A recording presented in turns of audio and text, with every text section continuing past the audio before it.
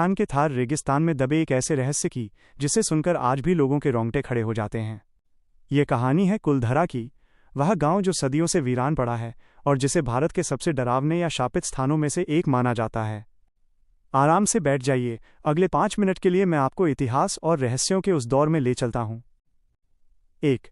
खुशहाली का दौर और पालीवाल ब्राह्मण। बात करीब 13वीं शताब्दी की है।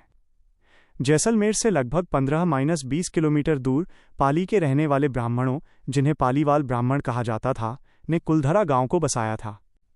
वे लोग बेहद मेहनती, वैज्ञानिक सोच रखने वाले और समृद्ध थे। उन्होंने रेगिस्तान के कठोर मौसम में भी बेहतरीन जल संचयन, वाटर हार्वेस्टिंग तकनीक विकसित कर ली थी। गांव में जिप्सम की एक परत थी जो पानी को जमीन में रिसने से रोकती थी, जिससे वे सूखी जमीन पर भी अच्छी खेती कर लेते थे। देखते ही देखते कुलधरा के आसपास ऐसे ही 84 समृद्ध गांव बस गए। 2. काले बादल और क्रूर दीवान। सब कुछ बहुत अच्छा चल रहा था, लेकिन फिर 19वीं सदी की शुरुआत में इस खुशहाली को किसी की बुरी नज़र लग गई। वो नज़र थी जैसलमेर रियासत के दीवान सालम सिंह की। सालम सिंह एक बेहद क्रूर, लालची और अय्याश किस्म का इंसान था। उसने गांव वालों पर भारी टैक्स लगान थोप दिया था। लेकिन जुल्म की हद तब पार हो गई जब उसकी नज़र कुलधरा के मुखिया की बेहद खूबसूरत बेटी पर पड़ी। सालम सिंह उस लड़की के रूप पर मोहित हो गया और उसने गांव वालों को संदेश भिजवाया कि या तो वे उस लड़की को उसे सौंप दें या फिर वो जबरन उसे उठा ले जाएगा। उसने गांव वालों को फैसला करने के लिए सिर्फ 1 रात की मोहलत दी। 3. वो एक खौफनाक रात। अब पालीवाल ब्राह्मणों के सामने एक बहुत बड़ा धर्म संकट था। एक तरफ उनकी बेटी का सम्मान था और दूसरी तरफ उनकी सदियों पुरानी जमीन, उनके घर और उनकी दौलत। लेकिन ब्राह्मणों ने अपने स्वाभिमान और अपनी बेटी की इज्जत को सर्वोपरि रखा।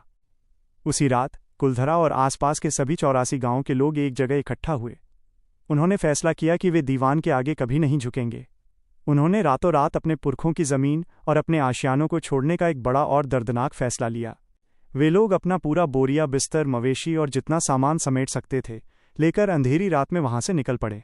जाते जाते उन्होंने इस जगह को एक भयानक श्राप दिया कि इस जगह पर अब कभी कोई दोबारा नहीं बस पाएगा।